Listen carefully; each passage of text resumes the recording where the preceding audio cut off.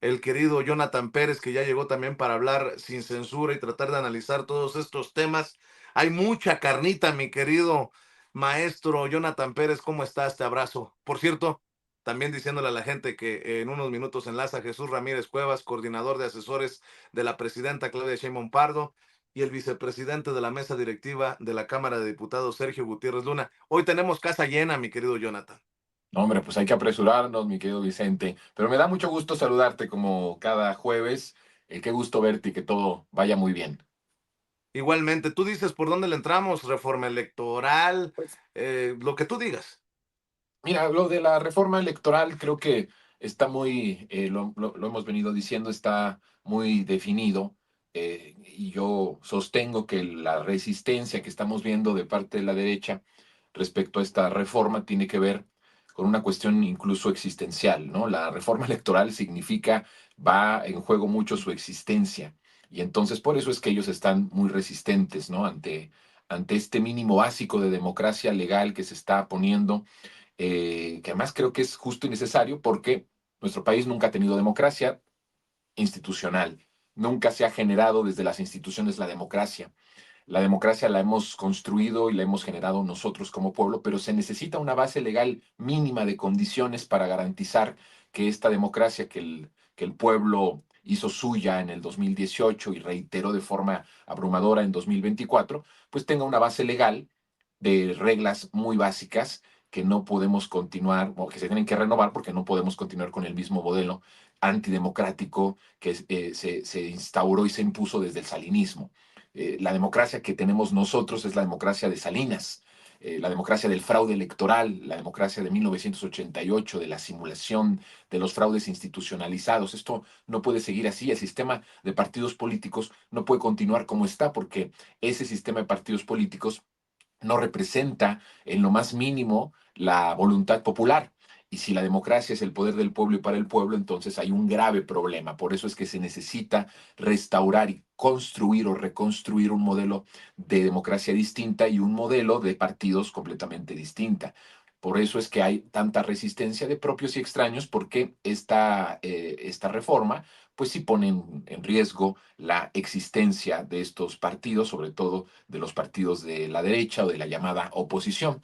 Entonces, pues lo que estamos buscando no es otra cosa, no se está haciendo una reforma política integral, se está haciendo una reforma electoral, como vuelvo a decir, con reglas democráticas muy básicas, como el punto de que los partidos políticos no gasten tanto, que no sea tanto el financiamiento público, sobre todo porque en estos momentos pues la mayoría de esos partidos políticos, hablando de la derecha, pues no son representantes de la voluntad popular, sino que son enemigos del pueblo, ¿no? Entonces, bueno, pues de alguna forma se tiene también que mediar esa situación. Y por el otro lado, en la cuestión de la representación, pues es importante que los partidos políticos hagan su chamba y que no dependan su existencia del dinero público, que es el dinero de nosotros, sino que dependa de su trabajo en campo, que dependa de su trabajo en la calle, que se esfuercen por decirnos qué es lo que representan, aunque temo mucho que también en eso pues no están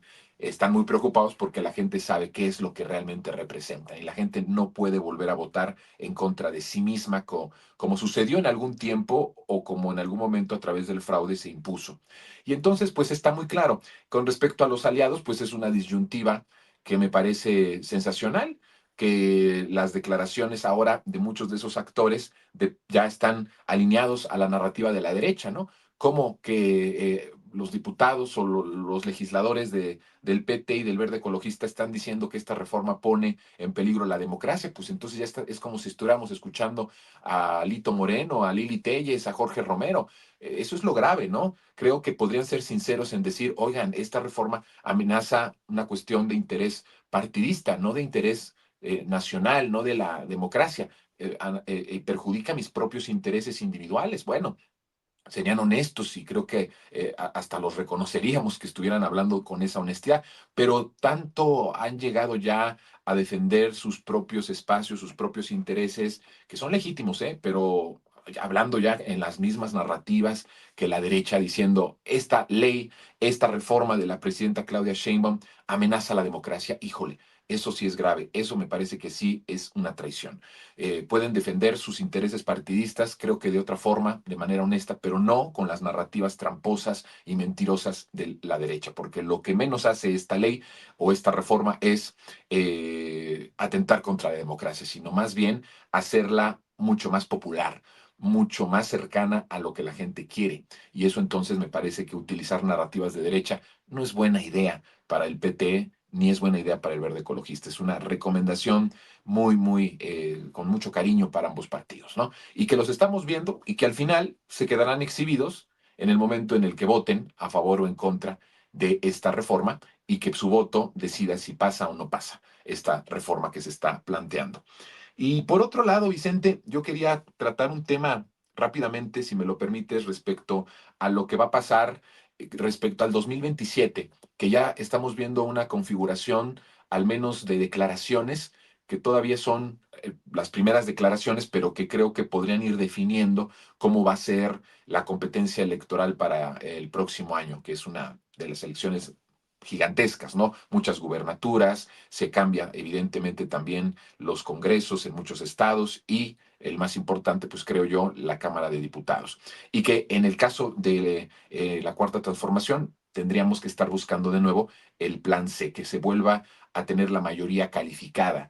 Y esto lo pone un poco más nerviosa esa discusión por la cuestión de la votación de la reforma electoral. Han dicho los diferentes líderes de los partidos de la coalición que no significaría en todo caso que el PT y el Verde voten en contra de la reforma, eso no significaría un rompimiento con la coalición electoral para el próximo año y la del 2030.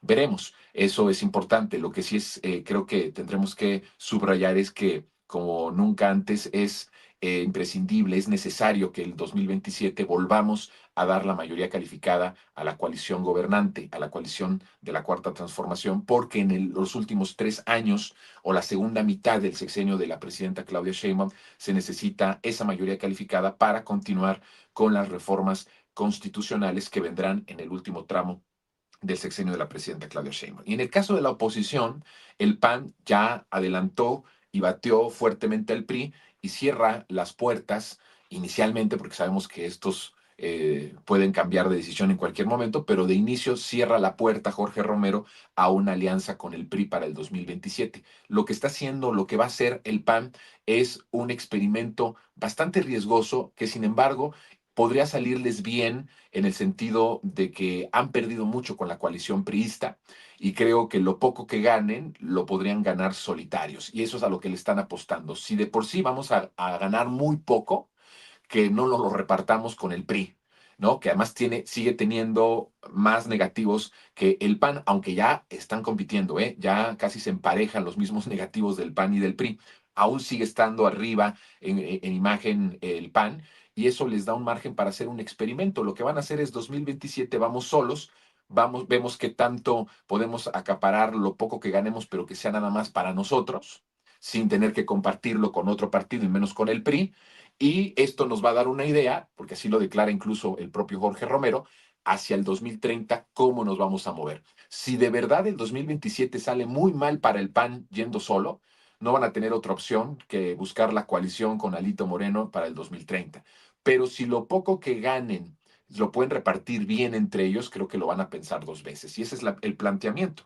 Alito Moreno también, ahí ya se ve un poco la fisura de lo que fue esta flamante alianza con Xochitl Gálvez en el 2024, ya hay una fisura ahí grave porque en este festejo de los 97 años del PRI, que es ya en sí una ofensa que se festeje 97 años de ese partido, pero bueno, en este festejo el propio Alito dijo, si se rechaza la alianza para el 2027, para las 10 gubernaturas y el Congreso, los partidos que rechacen esta alianza de ir con nosotros serán servidores de la Cuarta Transformación. Entonces ya hay declaraciones, pues, subidas de tono de ambos lados. Jorge Romero le contesta, eso es ridículo, y que en todo caso en el 2030, de acuerdo a las circunstancias y cómo les vaya en el 2027 en este experimento, pues van a considerar ir o no en la alianza presidencial. Pero vemos también que hay fisuras al interior de la derecha. No solo estamos viendo ahorita una situación al interior del movimiento, sino que también estamos viendo ciertas divisiones en la derecha o en la llamada oposición, porque ya es tan poco lo que pueden repartirse que es obvio que eso iba a traer en algún momento una fisura y un rompimiento, porque ahora sí se trata de rascarse cada uno con sus propias uñas y ver qué es lo dentro de lo poco que pueden capturar de eso que ya es muy poquito y que ya es una representación pues muy muy baja, pero que aún así pues podría repartirse entre los partidos opositores. Así que bueno, pues eso es, mi querido Vicente. Yo quisiera que la próxima semana, tal vez, si la coyuntura nos lo permita, hablar un poco sobre el odio como motor de la oposición. Cada vez es más visible cómo el odio es la parte más sustancial de la oposición mediática y partidista, porque me parece que sí, estamos llegando a momentos en los que podría pasar de la violencia verbal o narrativa a una violencia física, ¿no? Lo hemos visto con el hostigamiento a Camila, con el propio hostigamiento a Epigmenio Ibarra, y creo que tú mismo has sido víctima de todo eso. Entonces creo que sí es importante ir hablando de eso, cómo cada vez más se ve que el verdadero proyecto y lo que sostiene y el motor de esto, oposición mediática y política, es el odio, pero posiblemente Y, lo podamos hablar la próxima semana, querido Vicente. y también hablar de un, ¿lo digo o no lo digo? Chingue su madre, solo porque eres tú, Jonathan. Hablar también de un clasismo dentro del movimiento de la transformación. Ayer lo platicaba con unos amigos y brincaban cuando se los decía, ¿no? Con mucho respeto en el caso de Pigmenio, ¿no? Ese Pigmenio, no, todo el mundo cierra filas con el Pigmenio, ¿no? Pobre señor, o sea, obviamente, yo quiero mucho a Pigmenio. O sea, qué poca madre que estén hasta poniendo fotografías para que lo agredan. Oye, hay que cerrar filas en su momento con la querida Camila Martínez o en su momento con la hoy secretaria de las mujeres, Itlali Hernández. Pero pareciera que hay un clasismo de que si a un pinche youtubero como Vicente Serrano le levanta una calumnia, Ricardo Salinas Pliego, y dice que acosaba a jovencitos y que por eso lo corrieron de TV Azteca, que Sí. tiene videos de con una persona de intendencia, todo mi respeto para las personas de limpieza, de intendencia, nadie dice nada. Entonces dices, ah, cabrón, pues si hay un clasismo, Sí, es un porque con unos selectivo, sí, ¿no? sí, o sea, está cabrón. Eso también debe de estar ser parte del debate hacia adelante, mi querido. Lo mío, yo me rasco con mis propias uñas, me vale madre, lo he hecho por muchos años, pero digo, ya sabes que yo no me quedo con nada y no voy a hacer que se me haga cáncer. Mi pecho no es bodega, mi querido Jonathan Pérez. No, tienes toda la razón. Sí es muy selectiva incluso la solidaridad, ¿no? Con ciertas personas y no con todas. Y creo que eso también tiene que ver con otro problema del que hemos hablado más, ¿no? La parte en donde estamos, creo que, muy divididos al interior.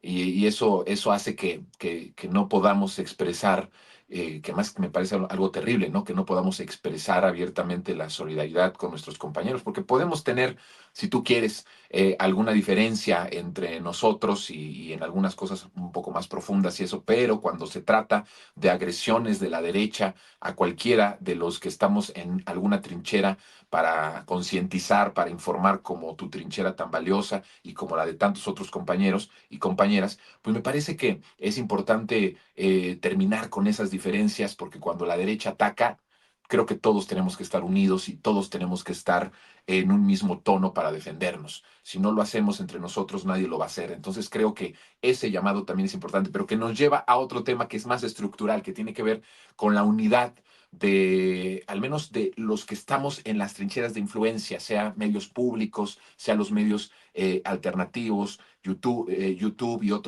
otros espacios más, pues me parece que debemos de estar construyendo la unidad. No tenemos que caernos también del todo y no tenemos que estar de acuerdo en todo lo que pensemos, pero creo que sí hay algo en lo que tendríamos que estar de acuerdo todas y todos los que somos parte de este movimiento y los que estamos desde estas trincheras de influencia, que la derecha no se va a tocar el corazón y cuando la derecha ataca lo va a hacer con todo. Y creo que hemos aprendido de experiencias aquí mismo, en otras partes del mundo, de la violencia que ejerce la derecha y de las estrategias que tiene la derecha para destruir a personas. Entonces creo que hay que cerrar filas y esto nos tendría que llevar a esa reflexión de la unidad, que no necesariamente significa que estemos de acuerdo en todo, ni siquiera que nos caigamos bien del todo, pero cuando se trata de esto, creo que la unidad es importantísima al interior de todos los que hacemos este ejercicio, este esfuerzo desde nuestras trincheras por la concientización, por la revolución de las conciencias, por la información libre. Ahora que estamos viendo tanta desinformación, tanto terrorismo mediático, tantas campañas de odio, tantas fake news, tantas mentiras, tanto odio propagado desde los medios hegemónicos, desde las redes sociales, es importante que desde esta trinchera cerremos filas con todas y con todos. Vuelvo a repetir, aunque no estemos de acuerdo en algunas cosas con esa persona, aunque no nos caiga tan bien esa persona, cuando se trata de ataques de la derecha, Vicente, creo que no hay que titubear y hay que dar nuestra solidaridad y nuestro apoyo y nuestro respaldo a las compañeras y a los compañeros. Así que bueno, Yo te siempre, abrazo. yo siempre digo, ¿ustedes creen que todos los que dicen solidaridad con Loret, les cae bien Loret de Mola? Pues no, Pues pero claro que no. están mejor estructurados en la derecha que nosotros y No, hay por que, supuesto. si hay algo que aprenderles, es eso. Y por cierto, de esto vamos a hablar con Jesús Ramírez Cuevas, el encuentro, segundo encuentro continental de comunicadores independientes. Informar es liberar en unos minutos para seguir avanzando precisamente en estos temas. Mi querido Jonathan, ¿por qué no cerramos invitando a la audiencia a tus redes sociales, a tus trincheras, hermano? Pues estamos en Instagram, la cuenta verificada, Jonapolifonía, ahí nos estamos viendo y ahí estamos publicando, interactuando con toda la banda, con todos los amigos que nos siguen desde las redes sociales, ahí pueden encontrarme. Y estamos los lunes en televisión pública, en aunque usted no lo vea, a las 10 de la noche, los sábados a las 2 de la tarde, en lo más absurdo en los medios. Estamos también en Resentidos, mi querido Vicente, en el canal Resentidos, con monólogos todos los miércoles y los jueves de 3 de la tarde en adelante y también todos los jueves aquí contigo en Sin Censura. Y me siento muy contento de formar parte de esta gran familia. Y también, por cierto, los jueves estamos en Punto de Referencia con Azul Alzaga en la noche, así que por ahí nos pueden encontrar. Así que hay varios espacios en donde nos pueden encontrar y aquí los jueves contigo. Te abrazo, mi querido Vicente, cuídate mucho, nos vemos la próxima semana. Claro que sí, mi querido Jonathan, estamos al pendiente. Jonathan Pérez, el resentido mayor, hablando con nosotros sin censura. No me cree que hay élites